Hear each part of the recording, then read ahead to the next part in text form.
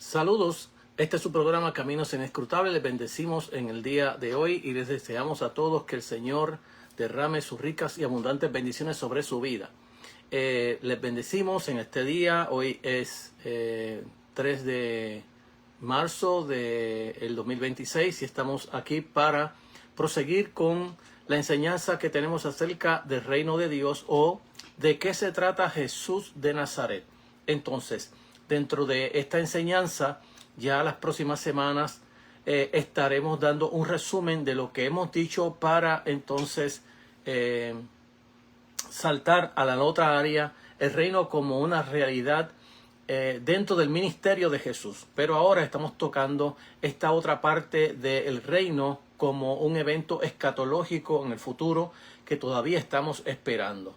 Entonces, en el día de hoy vamos a tocar una de esas parábolas que también son parábolas escatológicas y tiene esta parábola una afinidad maravillosa que se basa en los eventos de la obra que Cristo ha hecho en los corazones de cada uno de los creyentes. Es decir, se basa en el amor, la misericordia, la compasión hacia aquellas personas menos desventajadas en la sociedad, aquellas personas que están bajo las estructuras de poder y opresión. ¿Qué hacemos con ellas? En este caso, la Biblia nos enseña qué debemos de hacer con ellas y en eso voy a estar leyendo, de hecho, Mateo capítulo 25, versículos 31 al 46, donde en esta parábola, que de hecho tiene varias interpretaciones que se le han dado durante el camino, y voy a tocar también esas interpretaciones que se le han dado durante el camino porque son importantes que veamos desde qué punto de vista, cuáles son los supuestos, las premisas que se usan para interpretar el texto. A veces estas premisas, en la mayoría de los casos, no son bíblicas, son supuestos que le hemos puesto al texto para que el texto diga lo que yo opino o lo que yo creo.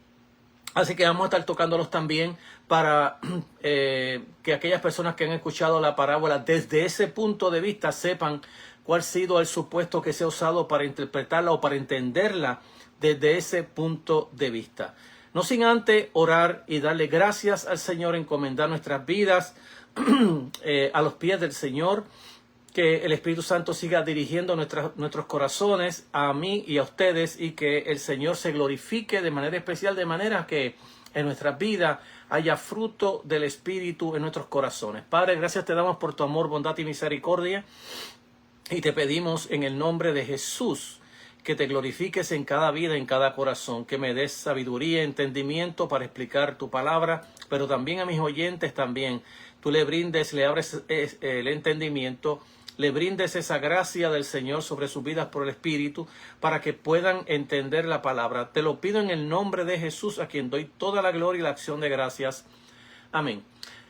Voy a leer la parábola. Es un poco larga. Capítulo 25, verso 31. Y las voy a leer de la versión Reina Valera revisada del 95. Y es un poco larga, pero la voy a leer para que veamos el contexto en el cual Jesús está hablando y enseñando esta parábola. Dice la Escritura: la gloria de Dios se bendicionó en nuestras vidas. Amén. Cuando el Hijo del Hombre venga en su gloria y todos sus santos ángeles con él, entonces se sentará en el trono de gloria.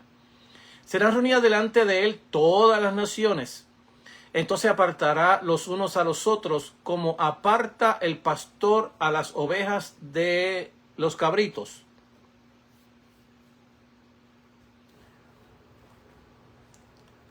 Pondrá las ovejas a la derecha y los cabritos a la izquierda.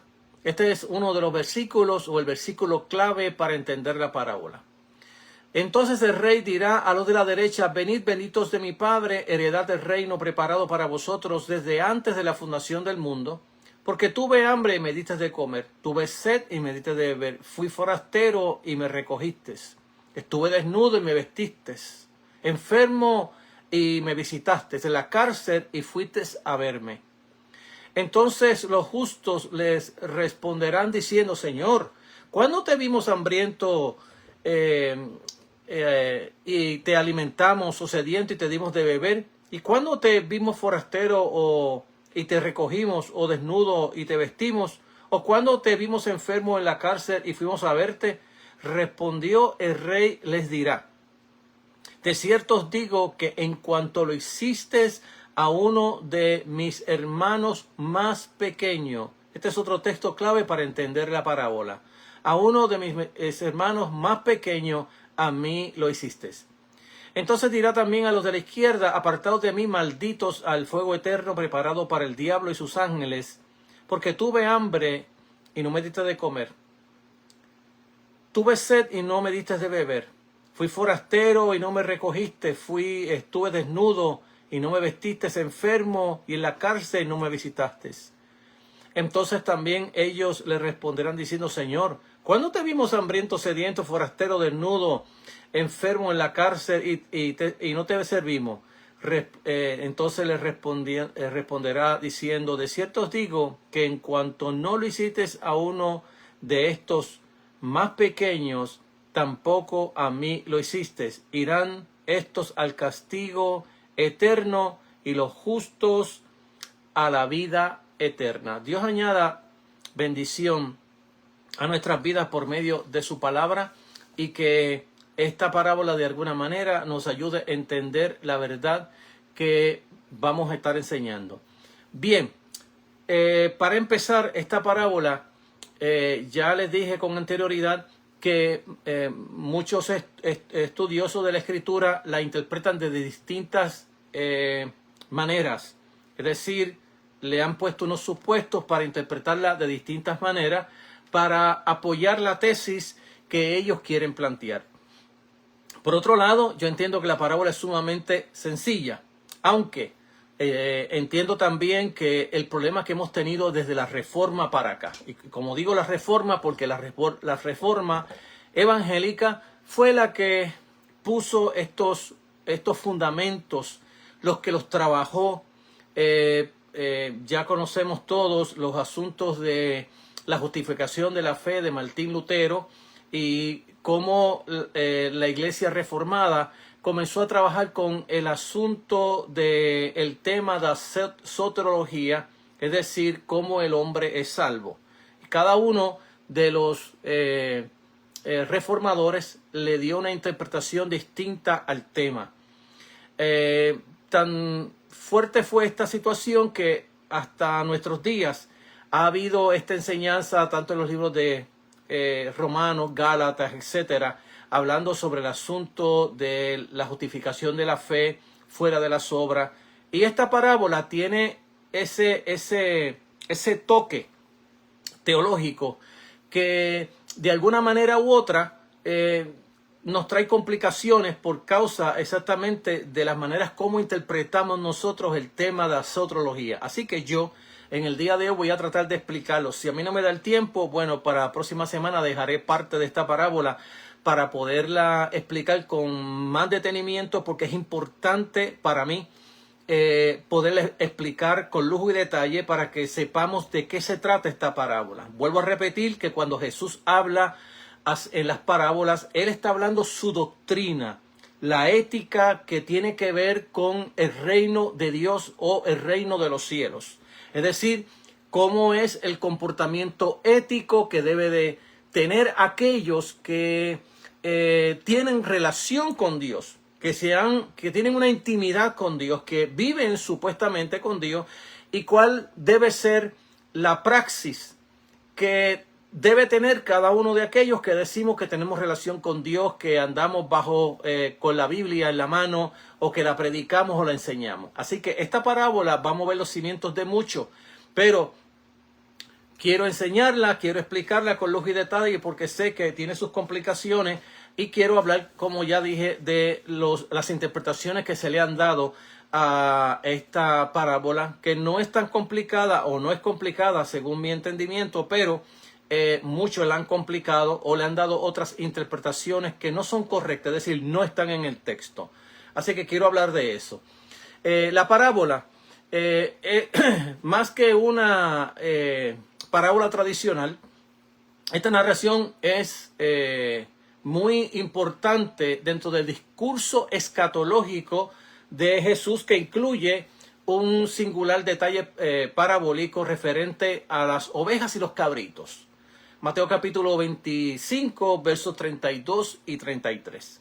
El contexto temático amplio es el del juicio final y revela que en medio de esas dinámicas y de forma figurada se separan las personas que han actuado con justicia en la vida y las que no lo han hecho de esa manera. Bueno, para poder desde el principio poder explicar desde el principio lo que quiero decir es que aquellas personas que practican la justicia, viven en justicia, pero la practican, es decir, entran dentro de la praxis de lo que es la justicia. Entonces, cuando nosotros creemos en el Evangelio, Dios obra por nosotros, por el Espíritu, de tal manera que nosotros vivamos rectamente, que es la manera correcta de hacer las cosas, por así decirlo. Es la manera correcta en la que yo, tú y todo aquel que cree en Jesús como su Señor deben de practicar la vida cristiana. Es decir, hacer lo que es correcto. De ahí la palabra justicia, que es hacer lo correcto. Y el juicio de Dios tiene que ver exactamente con la justicia de Dios. Es decir, cómo Dios correctamente va a actuar, va a trabajar en el asunto del juicio. Entonces, al final del tiempo habrá una distinción escatológica, una distinción basada en las acciones humanas en relación a la justicia. Este es, de hecho, la base principal de esta parábola. Al final del tiempo, es decir, cuando llegue el escatón, el último día, aquel momento que todo el mundo está esperando. En ese momento, que creo yo la fe cristiana está esperando, es al final del tiempo habrá una distinción escatológica. Esta distinción va a estar basada exactamente en las acciones humanas en relación a la justicia, a cómo se obra rectamente delante de Dios. No solamente el cristiano debe de por el Espíritu obrar o trabajar justamente o rectamente o como debe ser, como es correcto, sino que también trabaja por el bien de la justicia. Es decir, no solamente vive la justicia o lo que es recto o lo que se debe hacer que debe ser compatible con el texto bíblico, pero a la misma vez trabaja por la justicia. Es decir, defiende a los pobres, defiende a las personas en opresión, defiende a las personas que están siendo avejadas, abusadas por las estructuras de poder políticas del Estado. Es decir, que para que un cristiano realmente pueda practicar la justicia, es decir, entrar en la praxis de la justicia, debería de ser neutral en asuntos políticos. Eso no significa que usted pueda votar por un partido político, por un color o por lo que sea. Es que en el momento de defender la verdad de Dios va por encima del color político o de la política o de aquel partido en el cual tú te afiliaste o aquel partido en el cual tú votaste para ese candidato. Es decir, que si ese candidato no actúa en justicia, se supone que la iglesia del Señor, el pueblo de Dios, proclame en la praxis que lo que está haciendo ese político o esa estructura de poder es abusiva y tiene que levantarse contra ella, actuar contra ella, porque es el principio bíblico para que un cristiano actúe como debe de actuar, según la verdad de Dios, según lo que es correcto delante del Señor. ¿Se recuerda aquellas palabras de Pedro? Sí, nos sometemos a las autoridades, no hay problema, en tanto y en cuanto estas autoridades no vayan por encima de la verdad de Dios. Una vez que vayan por encima de la verdad de Dios, aunque respeto la autoridad, aunque ando siempre sometido a ella, en el momento en que ésta vaya por encima de la verdad de Dios, de lo que es justo, me tengo que levantar contra ella. Este es el precio de vivir para el Señor, este es el precio de lo que es la justicia. Si uno se entiende lo que es la justicia, me entiendo que el creyente que está en la iglesia, que dice que va a la iglesia a servir al Señor, me imagino que no entiende la fe cristiana. Entonces, la demostración concreta de esas acciones de acuerdo con el discurso que está dando Jesús en esta parábola, se evalúa a la luz de lo que las personas hacen por aquellos sectores que son vulnerables, necesitados, oprimidos de la sociedad. Pobres, enfermos, hambrientos, sedientos, forasteros, deambulantes, confinados, es decir, la viuda, el huérfano, el desamparado, aquel que ha sido oprimido por las estructuras de poder y de opresión. De acuerdo con el discurso del Señor, que ciertamente explica la imagen de la parábola, la incorporación al reino está directamente relacionada con las demostraciones concretas de amor, de misericordia, solidaridad, justicia y compasión que un creyente debe de actuar a la hora de la verdad, a la hora de ver esa necesidad, de estar inmerso dentro de esa necesidad. Así que se está evaluando esta parábola. La parábola está diciendo, mira, venid benditos, esta es la división que hace el Señor. Divido a las ovejas a mi derecha y los cabritos a la izquierda. Y a las de mi derecha, a las ovejas que tienen un pastor, que han andado según el pastor, les va a decir, bueno, venid benditos de mi Padre, heredad el reino que ha sido destinado desde antes de la fundación del mundo para vosotros. Porque me viste desnudo y me vestiste, estuve en la cárcel, me visitaste, tuve hambre, me diste de comer, tuve sed, me diste de beber, etcétera, etcétera, etcétera. Ellos se asombran y dicen, pero es que yo no he visto al Señor. Yo no he visto al Señor, ¿cómo es que yo lo he ayudado? Y él dice, bueno, en cuanto a estos pequeños, a estos que están pasando bajo esta opresión, bajo estos abusos, bajo esta esclavitud, ustedes lo ayudaron. Y como lo ayudaron a esos pequeños, a mí me lo hiciste. Por tanto, heredad el trono preparado para vosotros. Hacer lo contrario exactamente a aquellos llamados los cabritos, que no van a entrar en el reino, que ha sido destinado para los santos, para los justos. Entonces, en ese aspecto, esta parábola tiene que ver con el comportamiento de la iglesia, del pueblo de Dios. Bueno, como Jesús está hablándole a una audiencia que representa exactamente al judaísmo del segundo templo y a los discípulos, es decir, esta es la audiencia que Jesús tiene delante de él, lo primero que tenemos que interpretar esta parábola es conforme a esa audiencia. ¿Qué tiene que ver esta parábola con los judíos del segundo templo? ¿Y qué tiene que ver esa parábola con los discípulos del Señor? Y hoy, ¿qué tiene que ver esa parábola con nosotros en el día de hoy? Esta es la verdad que siempre nosotros tenemos que relacionar la escritura, porque la escritura fue escrita para otras personas, pero ¿qué tiene que ver esa verdad hoy para nosotros en el día de hoy? Bien, entonces, los criterios de entrada al reino no son filosóficos, no son especulativos ni tampoco teológicos, sino concretos, reales, éticos y morales. Tiene que ver con la praxis, cómo un cristiano practica la justicia. Bueno, ya usted levantará rápidamente la luz roja y me dirá, bueno, pastor, pero mire, déjeme decirle algo, que la Biblia dice que la salvación no es por obra. Bueno, me imagino que este es el problema que se va a resaltar en toda esta parábola por el hecho que ya hablé de la reforma evangélica, de cómo Martín Lutero entiende que la salvación es por la gracia, que es por gracia, que es por fe, que no es que yo tengo que trabajar para ganarme la salvación. Bueno, eso es sí cierto, pero tiene otro lado de la moneda, que es la moneda, la parte de la otra parte de la moneda que habló Santiago cuando dice, ¿de qué te vale decir que tú eres cristiano y que amas a Dios, pero no haces conforme a la justicia? Entonces la fe tiene que tener obras, porque si no tienen obras, bueno, es una fe fracasada, una fe que no tiene realmente fe, sino que es un simulacro de lo que es una fe, pero que no es fe.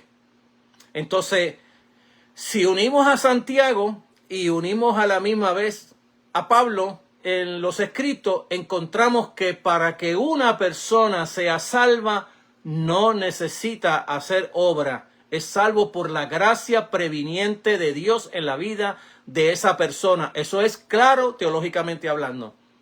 Pero una persona ya salva se supone que ahora actúe como una persona ya salva.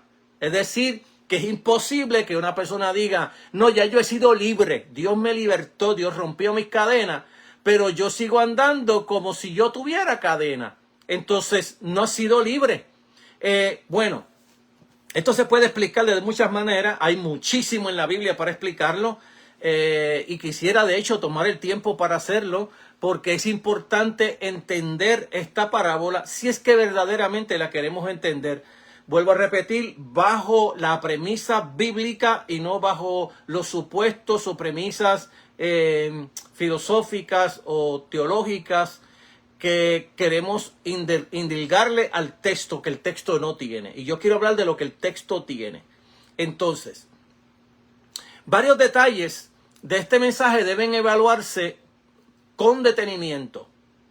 En primer lugar, la relación del trono y del reino del Hijo del Hombre en el juicio proviene directamente del libro de Daniel, capítulo 7, verso 27 al 29. Y esto lo quiero leer porque sé que, vuelvo a repetir, los supuestos que le metemos al texto hacen que el texto hable en otras lenguas. Y queremos que el texto hable en su propia lengua. ¿Qué quiere decir el texto? ¿Qué quiso decir para la gente en la cual fue escrita?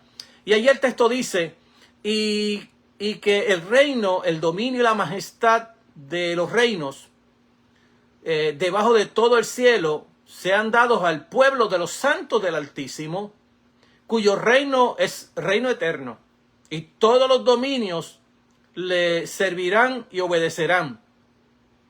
Aquí fue el final de sus palabras. En cuanto a mí, Daniel, mis pensamientos se turbaron y mi rostro se demudó, pero guardé el asunto en mi corazón. Allí en Daniel capítulo 27, capítulo 7, verso 27 al 29, se habla acerca del juicio o del Hijo del Hombre. Que en la visión se ve al Hijo del Hombre que las bestias lo quieren destruir. Estas bestias pues están representadas en la Biblia como los imperios babilónicos, medopersas, griegos, romanos, etcétera, que van a estar oprimiendo al pueblo de Israel. El texto tiene que ver con la gente a la cual Daniel está escribiendo, es decir, la gente, los justos de Israel que están siendo oprimidos, y al pueblo de Israel se le representa como un hijo de hombre debilucho ante las bestias que están luchando contra él. Y entonces sale el anciano, sale el juicio y va a ser un veredicto, va a fallar a favor de los santos de Israel, es decir, del Hijo del Hombre, que en este caso el Hijo del Hombre está representado por los santos de Israel, y que el fallo que va a dar el anciano va a ser a favor del Hijo del Hombre y en contra de los reinos, de las bestias.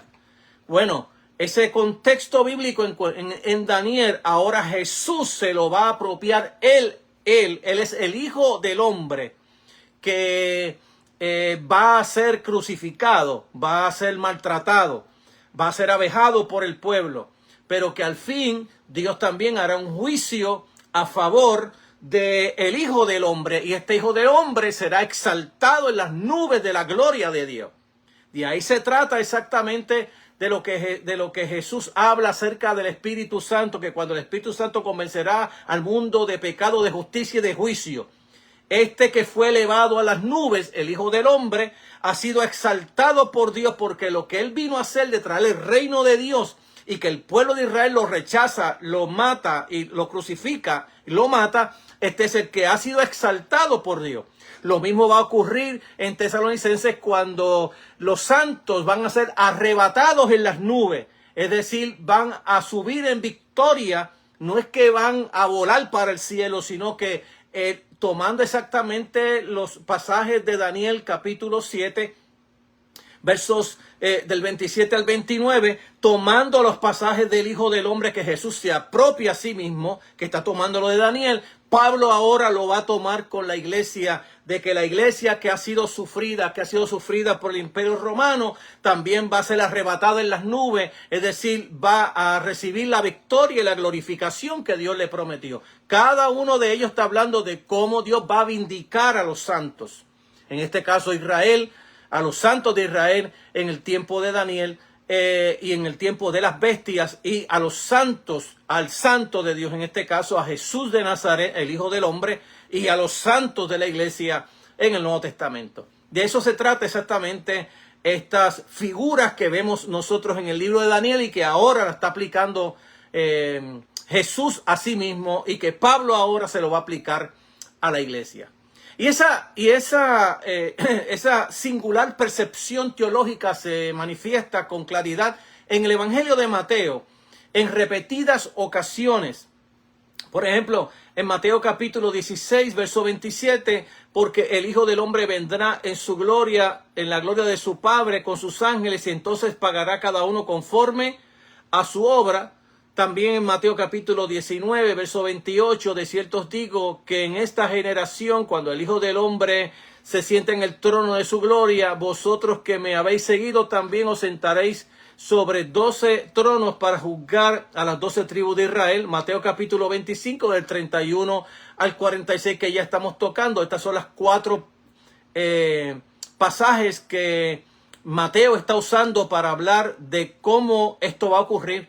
Y también, además de eso, hay 5 discursos en los evangelios, especialmente en el Evangelio de San Mateo, que son los discursos mayores que habló Jesús. Mateo capítulo 5 al 7, que es el Sermón de la Montaña.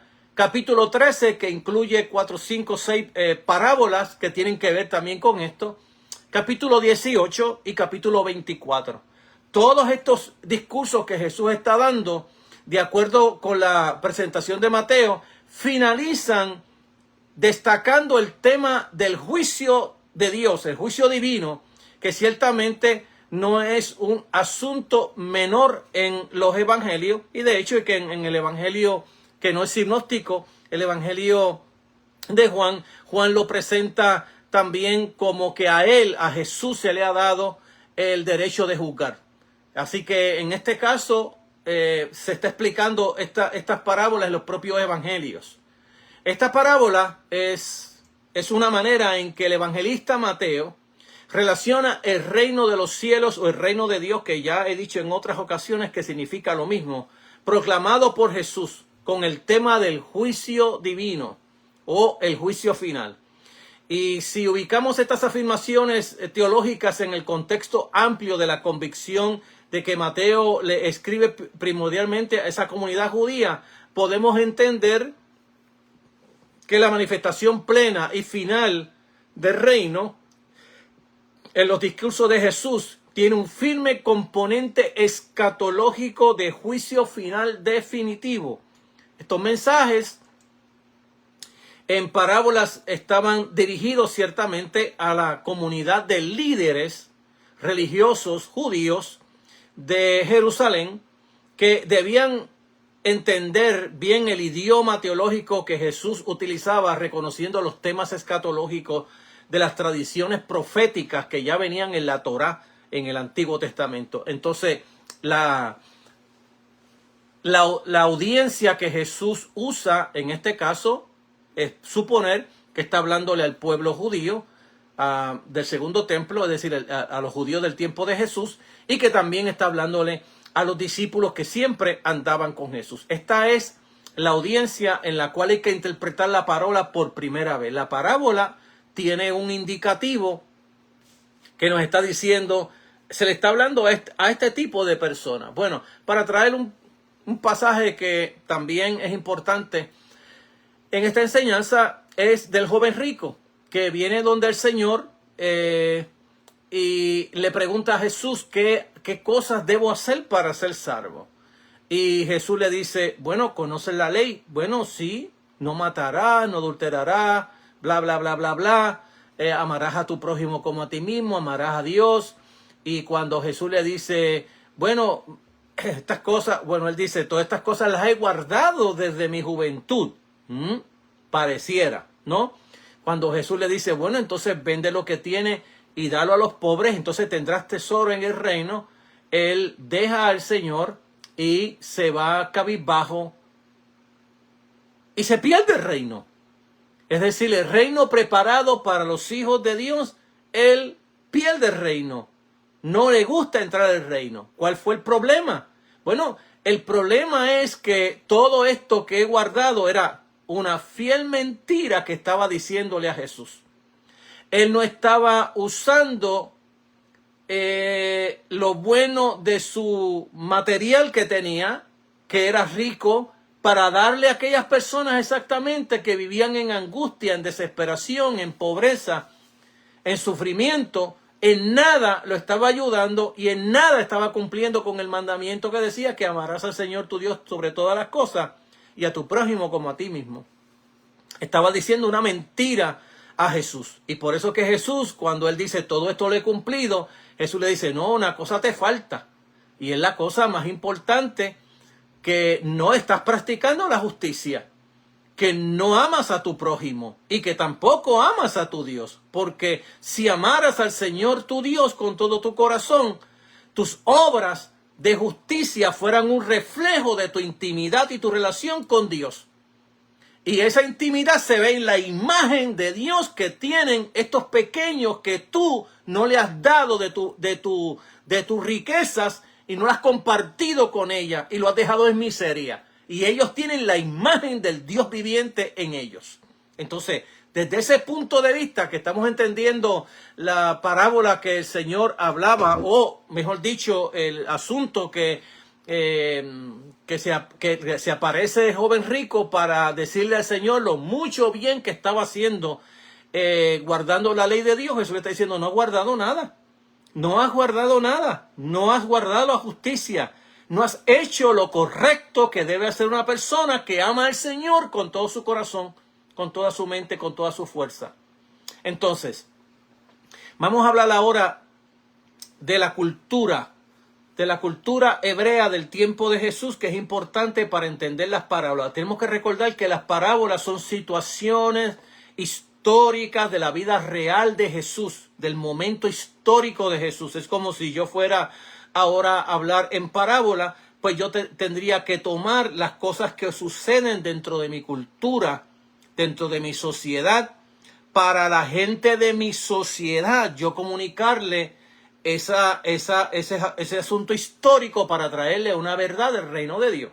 Entonces, para que me entiendan, porque si no estuviera hablándole en otras lenguas, y el problema de nuestra comunicación en la fe cristiana es que cuando nosotros hablamos a la gente de nuestra propia cultura, de nuestra propia sociedad, le estamos hablando en lenguas, porque no le estamos hablando con cosas en las cuales la gente se relaciona todos los días. Entonces, depende del contexto en el cual tú vives, ya sea estuvieras en el norte, en Alaska, en la nieve, etcétera, allá tendrás que tomar otros asuntos de la vida real para decirle una verdad del reino de Dios a aquella gente que allá arriba se mueren de frío. Bueno, lo mismo se hace en países que son calurosos, lo mismo se hace en países que son desérticos, países que se vive en una jungla. Bueno, pues cada uno de esos contextos son los contextos exactamente que se debe usar para comunicar la verdad de Dios.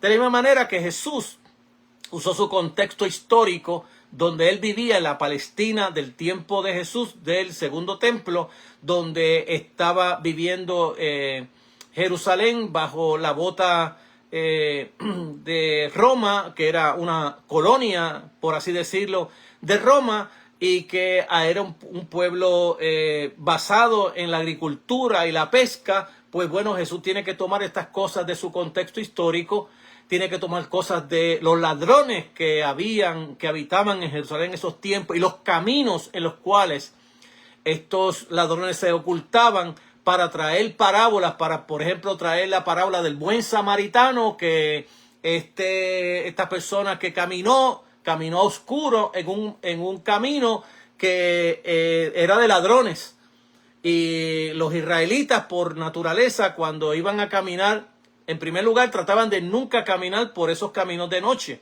Pero cuando lo hacían, trataban entonces de ir en grandes grupos, de tal manera que nadie osara en tratar de robarles porque era un grupo grande. Entonces, Jesús va a tomar las cosas de su contexto para hablarlo. Entonces, lo que vamos a hablar ahora exactamente es el asunto cultural de esta parábola.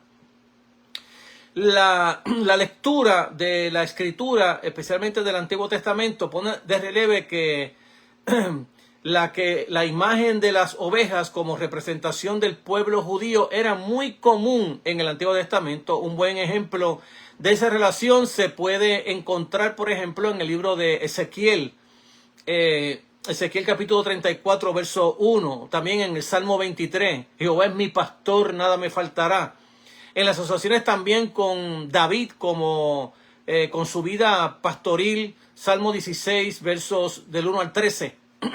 Sin embargo, la imagen de las cabras no es muy conocida en el tiempo del Antiguo Testamento, como tampoco en el Nuevo Testamento. Algunos estudiosos del tema, en este tema, relacionan entre las ovejas y los cabritos, indican que son animales que viven juntos en una relación singular.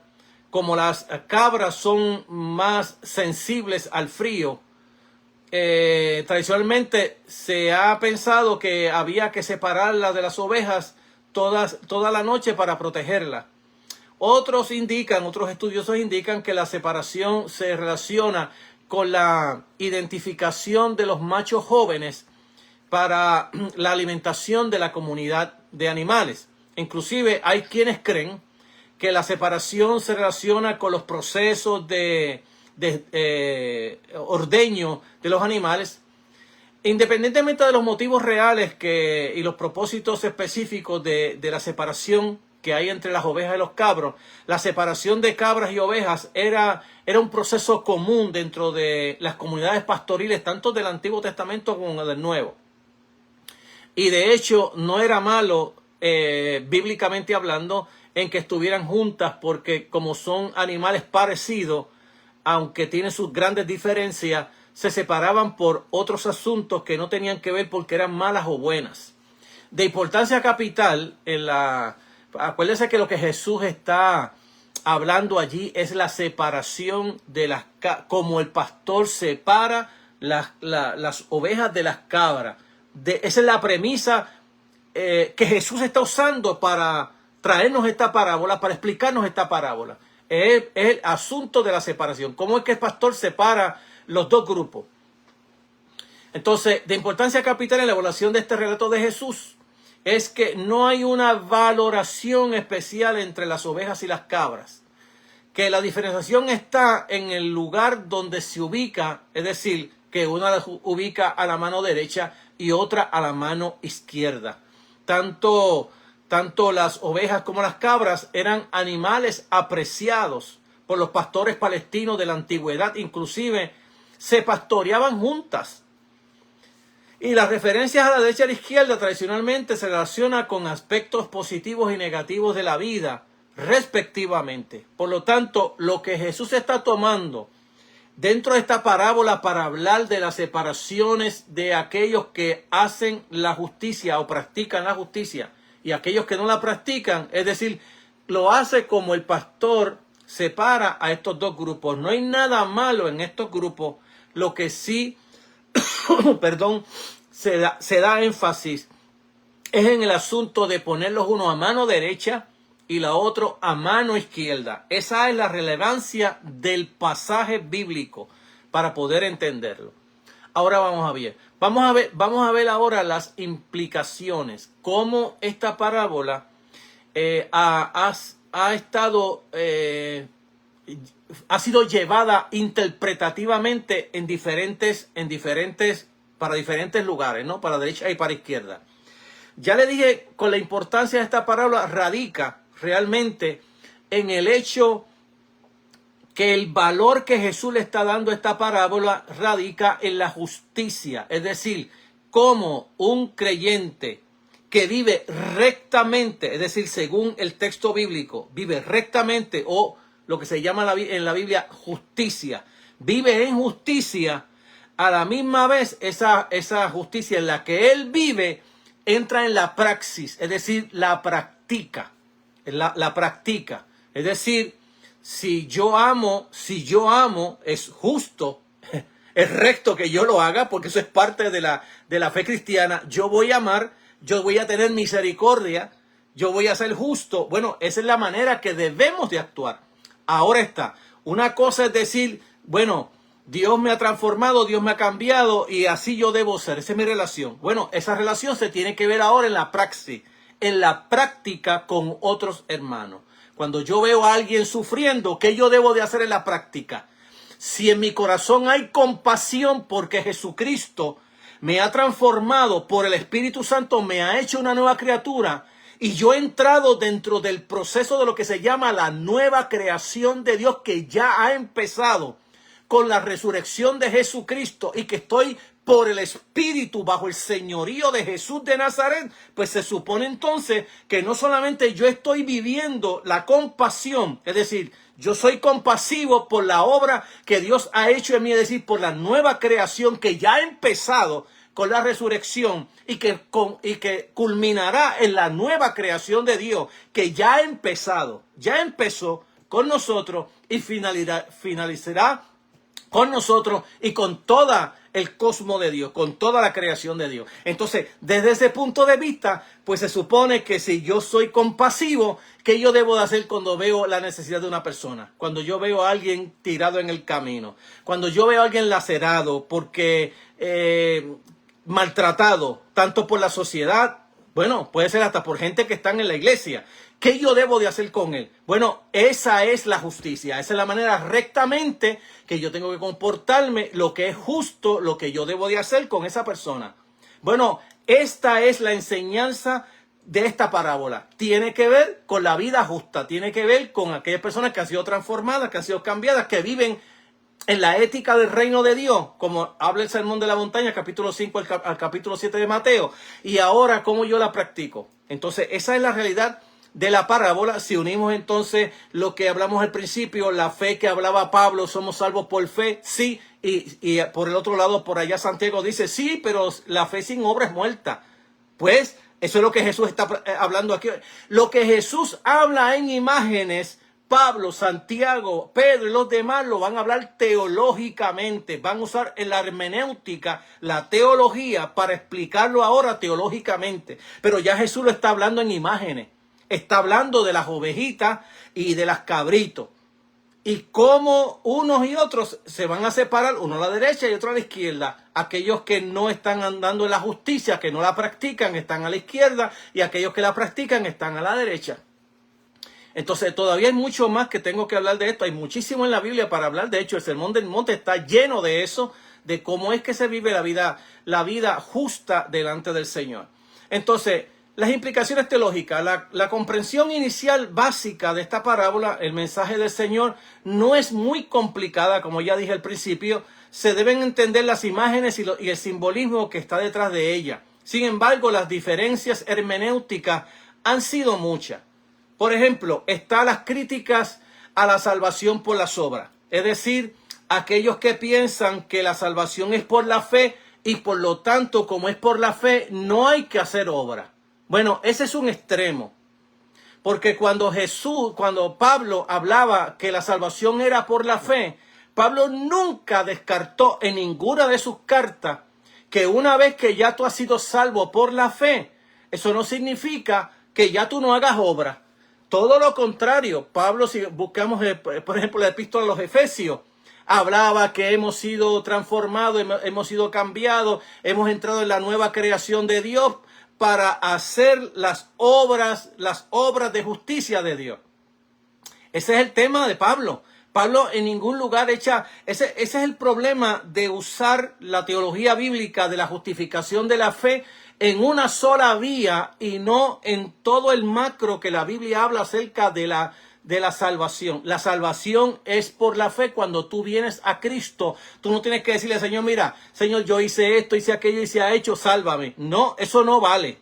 Lo que vale es que tú pongas toda tu confianza sobre Jesús el Señor y que una vez que tú pones esa confianza, de salvación, de que ahora Él toma el timón de tu vida eternamente, ahora yo le entrego mi corazón a Jesús de Nazaret y Él se convierte ahora, una vez que es mi Señor, que yo lo proclamo como mi Señor, como dice Pablo en la epístola de Romanos capítulo 10, si confesares que Jesús es el Señor con tu boca y lo crees en tu corazón, serás salvo, porque con el corazón se cree para justicia y con la boca se confiesa para salud.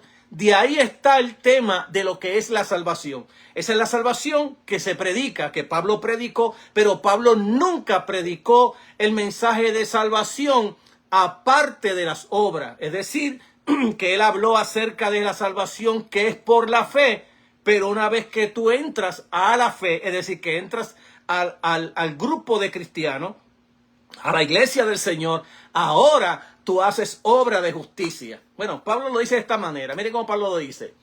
Os ruego por las misericordias de Dios, que presentéis vuestros cuerpos en sacrificio vivo, santo, agradable a Dios, que es vuestro culto racional, y no os conforméis a este siglo en que vivimos, sino transformados por la renovación de vuestro entendimiento. ¿Qué está hablando con eso? Que por causa de las misericordias que tuvo conmigo, que me salvó no por obras de justicia que yo haya hecho, sino sin mérito alguno, me dio el perdón y me recibió. Esa es lo que la parte donde llamamos en la gramática el indicativo.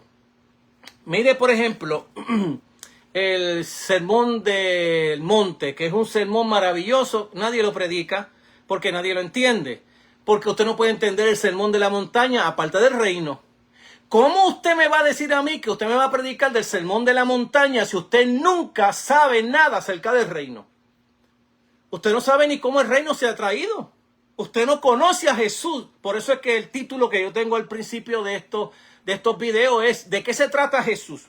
Bueno, Jesús se trata exactamente de lo que Él vino a hacer. Que Él vino a predicar el reino de Dios. El reino que tanto Israel estaba esperando, que había pasado tantos años esperándolo, había aparecido en la persona de Jesús. Y que cuando Jesús vio que el Juan el Bautista estaba preso, salió predicando diciendo: buena noticia, el tiempo se ha cumplido. ¿Qué tiempo? El tiempo de que el reino de Dios viniera, ese reino que tanto se había retrasado. Ahora Jesús dice: el tiempo se ha cumplido, el tiempo de que el reino tanto se ha retrasado. El reino de los cielos se ha acercado.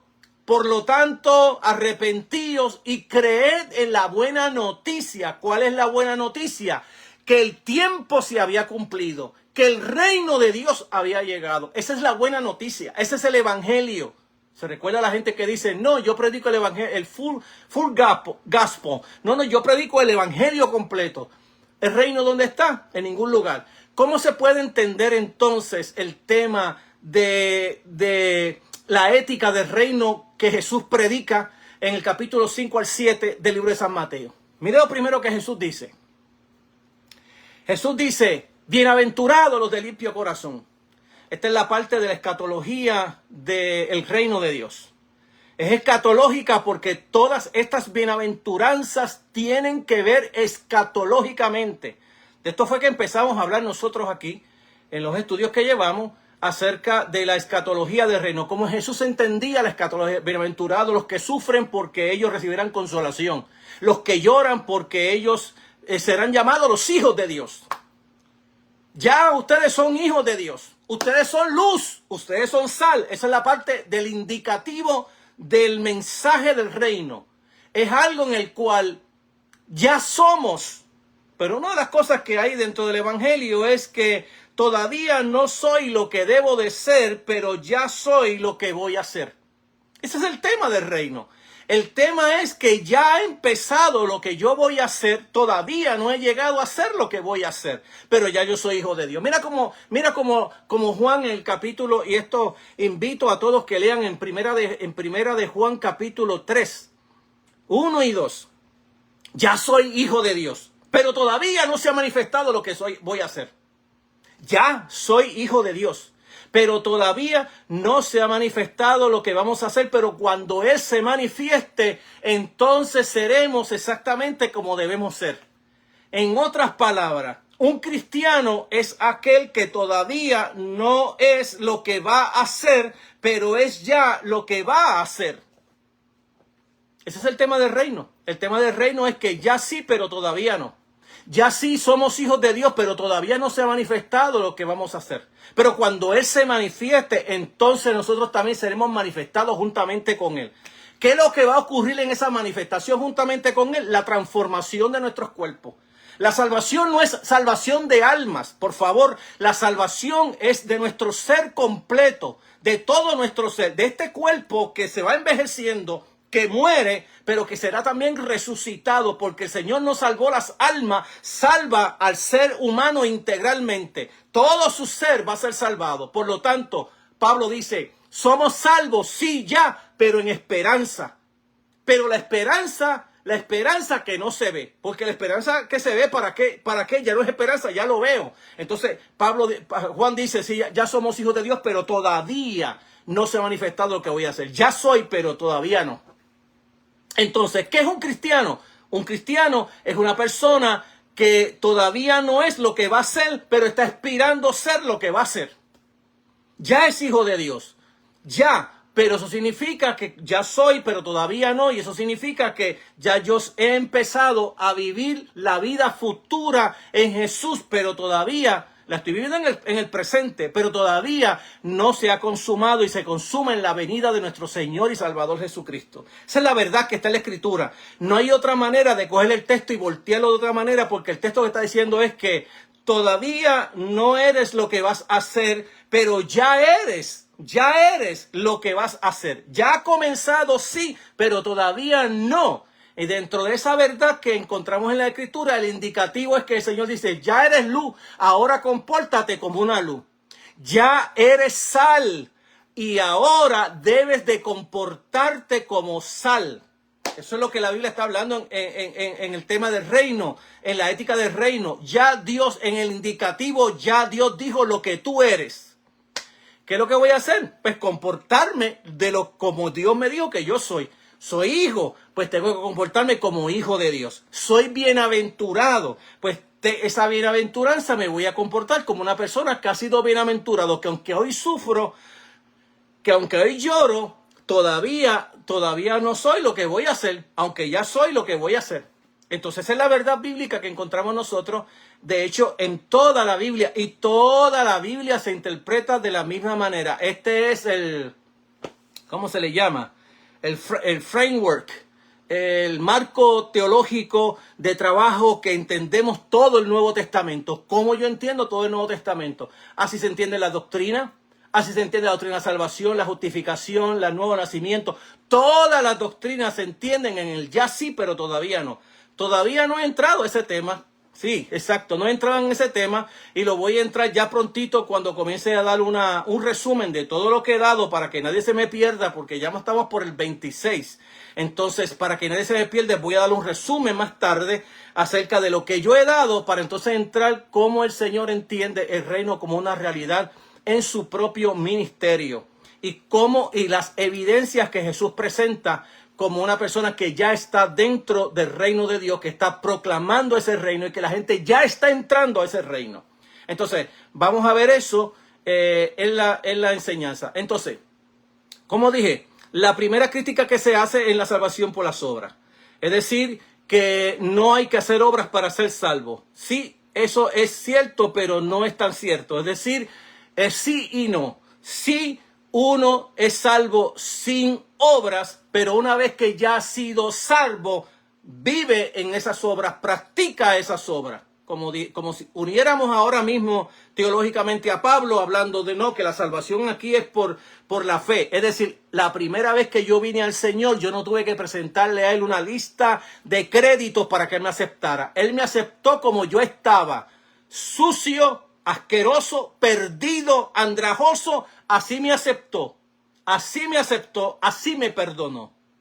Ahora que me perdonó, sin nada de estas cosas, ahora me dice, ahora vas a hacer lo que ya eres. Vas a practicar lo que todavía te falta de ser. Es decir, las obras. En otras palabras, tomas ahora a Santiago y dice, no, que la salvación también es por obra.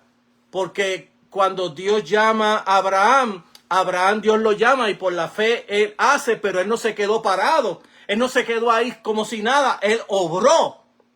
Y su obra le fue contada por justicia.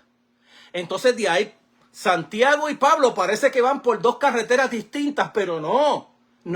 Lo que hace Pablo es exactamente decir, miren, el principio, cuando tú vas a ser salvo, no es por obra, pero una vez que ya eres salvo, tienes que practicar la justicia. Entonces, ¿de qué tú me puedes decir que eres santo o que eres justo si no lo practicas? No se ve en la praxis. Entonces, practica la justicia, practícala, y esa es la que te va a dar la entrada al reino de los cielos, según esta parábola de las ovejas y de los cabritos, que es demasiado importante.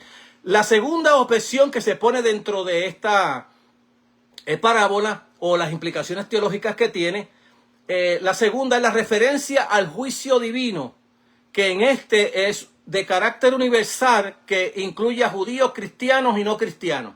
Bueno, esta es una referencia un supuesto que se le está poniendo a esta parábola, dividiéndola como que es una enseñanza del juicio de Dios a judíos, cristianos o no cristianos. Bueno, realmente en la verdad bíblica que entendemos hoy, no tenemos tal cosa como judíos y cristianos. Es decir, que en la fe, o lo que se llama la iglesia hoy, está compuesta ya por judíos y cristianos. En otras palabras, la iglesia. La iglesia comprende todo tipo de personas de cualquier cultura, de cualquier sociedad, incluyendo que sean judíos o no judíos. Esa es la verdad bíblica. Cuando vemos la Biblia, por ejemplo, en el libro de Efesios, Pablo dice, mira, les voy a hablar un misterio. El misterio es que Dios ha hecho de los judíos y de los no judíos un solo pueblo. No hay dos pueblos. No podemos dividir a los judíos y a la iglesia como dos pueblos distintos. Eso es una mala teología, una mala hermenéutica del texto. El texto me dice que ya son un solo pueblo y que la iglesia es el nuevo Israel de Dios. Eso es lo que dice la Escritura. Y que en ese nuevo Israel de Dios está incluido los judíos y los que no son judíos. Es todo. La otra implicación teológica que tenemos, otros señalan que las Escrituras indican que el texto se refiere al juicio solo de cristianos. Y la expresión de los más pequeños alude a personas necesitadas. Esta es otra comprensión que tenemos dentro de las interpretaciones teológicas al texto, que el texto se refiere solo a cristianos. Bueno, eso no es verdad, porque la audiencia de Jesús eran los judíos del segundo templo. Jesús le está hablando a los judíos y a los discípulos. Y cuando digo y los discípulos, son los que él escogió de los judíos. Es decir, que lo único que había allí era el pueblo judío de Dios. No había más nadie. Entonces, esta interpretación también es forzosa, porque está poniendo cristianismo a los que no habían sido los judíos. De los judíos, Dios tomó a los 12. Seguían siendo judíos, aunque discípulos, pero seguían siendo judíos. Es decir, que toda la audiencia que Jesús tenía allí, no había gentiles ninguno. Lo que había era solamente los judíos. Ni estaba todavía la iglesia, porque la iglesia no viene hasta el día de Pentecostés, cronológicamente hablando. Entonces, mientras ellos estaban con Jesús, ellos eran judíos, discípulos del Señor. Se convirtieron en cristianos cuando vino el día de Pentecostés, y ahora eran la iglesia del Señor. Ahora era la iglesia. Seguían siendo judíos, pero ahora parte de la iglesia.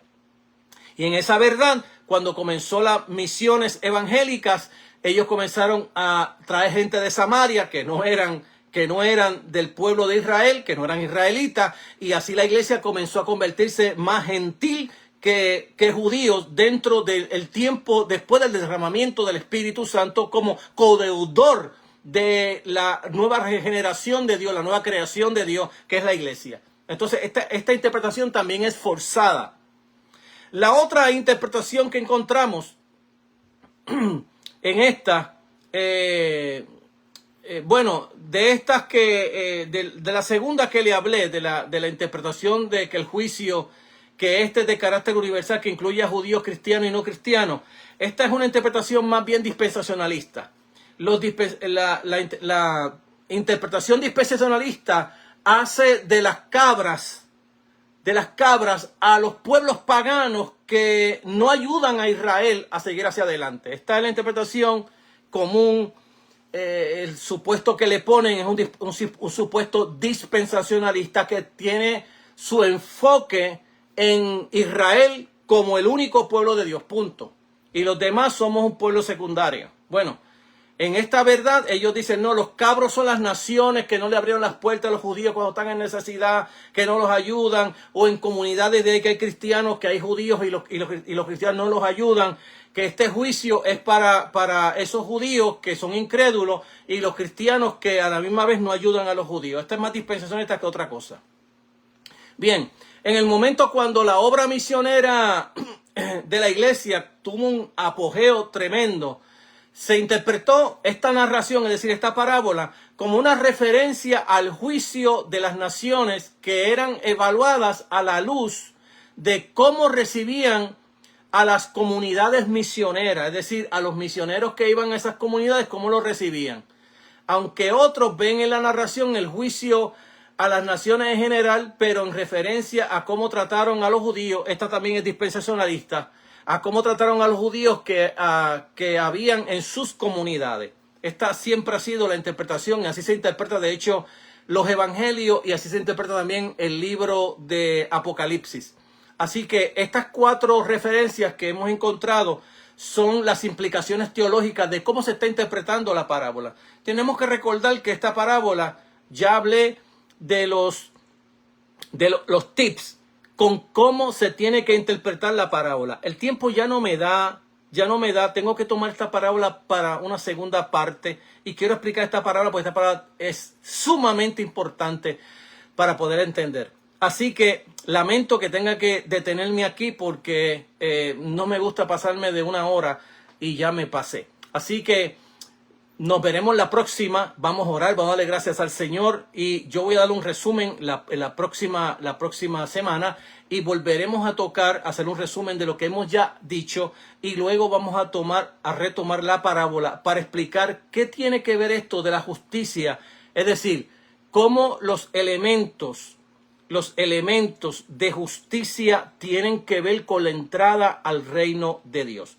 Bien, oramos y le damos gracias al Señor y le pedimos, si usted desea darle compartir a esta enseñanza, lo puede hacer, le quede like, todas esas cosas ayudan para que esto pueda seguir hacia adelante.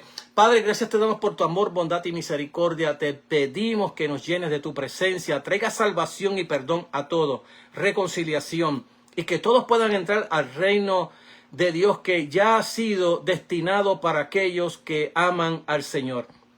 Trae perdón, sanación a todos los enfermos y bendición a todos. En Cristo Jesús te lo pedimos, te damos gracias. Amén. Te he hablado esta palabra de forma contextual y contemporánea.